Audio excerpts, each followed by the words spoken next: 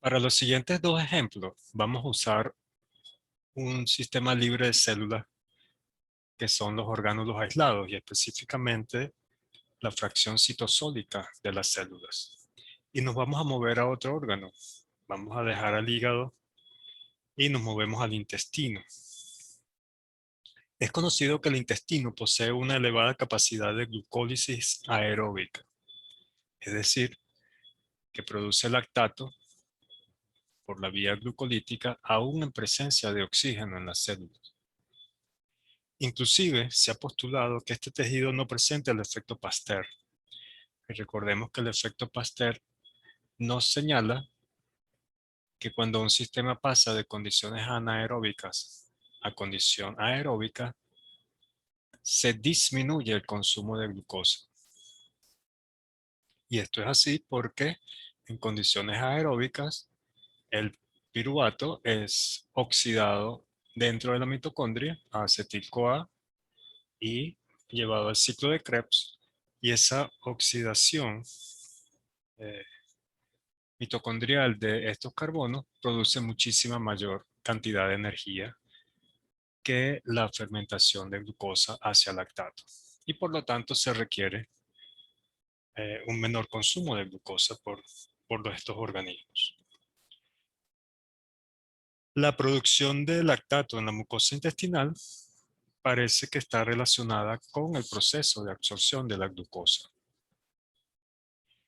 En esta figura les muestro la producción de lactato en citosol de mucosa intestinal incubados con varios sustratos. La fracción citosólica fue obtenida a partir de un raspado de la mucosa de todo el intestino delgado e incubada por 30 minutos a 30 grados centígrados y a pH 7,4. Los resultados se expresan en micromoles de lactato por hora por miligramo de proteína de la preparación. Y la figura nos muestra en el eje de las X el lactato producido en las unidades que le acabo de mencionar en función de una batería de sustratos, donde el primero de ellos no hay ningún sustrato, son los sustratos endógenos que tiene la preparación, y en distintas preparaciones se agrega glucosa, fructosa 6-fosfato y fructosa 1,6-bisfosfato a las concentraciones allí indicadas. Fíjense que la adición de glucosa 25 milimolar de fructosa también a 25 milimolar o de glucosa o de fructosa 6-fosfato a 25 milimolar, a 10 milimolar, produjo un aumento sustancial en la producción de piruvato. Aquí tenemos el control, que es el tejido sin ningún sustrato añadido, ningún metabolito añadido, y vemos la producción de lactato alrededor de 0,23 micromol por hora por miligramos de proteína, y aumenta a 0,85, 0,95 y alrededor de 1 micromol por hora por miligramo de proteína cuando el sustrato glucolítico es glucosa, fructosa o fructosa 6-fosfato respectivamente. O sea, hay un aumento sustancial en la producción de lactato en el intestino. No obstante, las mayores tasas de producción de lactato se observaron cuando el sustrato añadido es la fructosa 1,6-bisfosfato a 10 milimolar de concentración. Y recordemos que la fructosa 1,6-bisfosfato es un sustrato que se incorpora a la ruta glucolítica después de la reacción catalizada por la fosfofructoquinasa 1, la enzima que controla el flujo glucolítico en la mucosa intestinal. Esto nos indica que, aunque de una magnitud reducida, sí se ejerce cierto efecto, cierto control en el flujo glucolítico a nivel de la fosfofructoquinasa 1. Entonces, en resumen, tenemos una altísima actividad glucolítica, producción de lactato a partir de glucosa en el intestino, pero fíjense que cuando se agrega un sustrato que está después de la fosfofructoquinasa 1, la actividad glucolítica aumenta un poco más. Eso habla en función de que esa enzima, ese paso enzimático, ejerce cierto control en el flujo de carbonos hacia el lactato.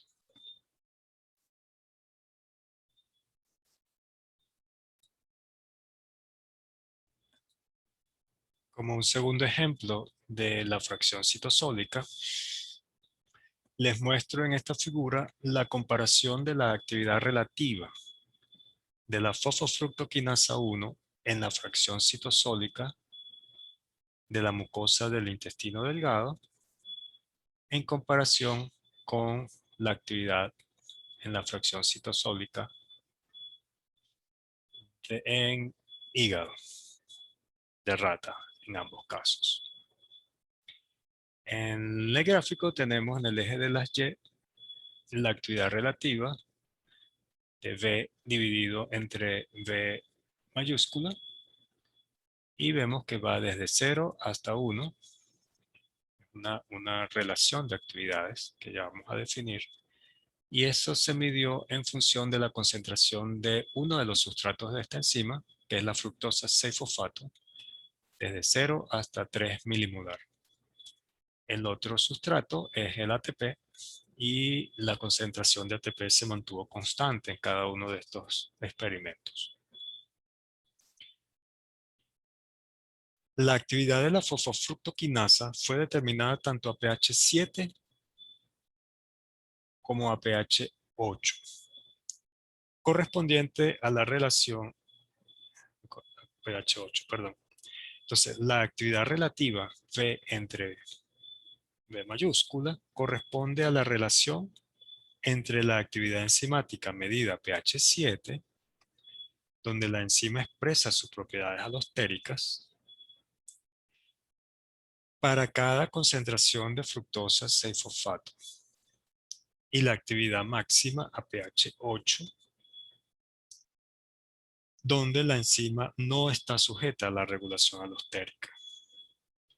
Entonces la misma enzima la medimos a 2 pH, a pH 7, donde está expresado todas sus capacidades alostéricas, los moduladores alostéricos de esa enzima funcionan, y a pH 8, donde se pierde esa capacidad de ser modulada por los metabolitos alostéricos y se alcanza su actividad máxima.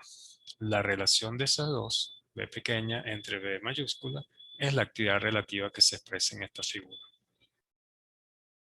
La actividad enzimática fue medida por cambios en la absorbancia a 340 nanómetros a temperatura ambiente.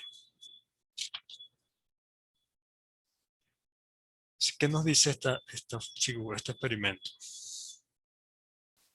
Fíjense, aquí entonces, utilizando citosol de mucosa intestinal, se ha demostrado que bajo condiciones similares, la fosfofructoquinasa intestinal es más activa, es decir, es menos sensible al efecto de los moduladores negativos y es más sensible al efecto de los moduladores positivos que la fosfofructoquinasa 1 presente en otros tejidos como el hígado, en este caso.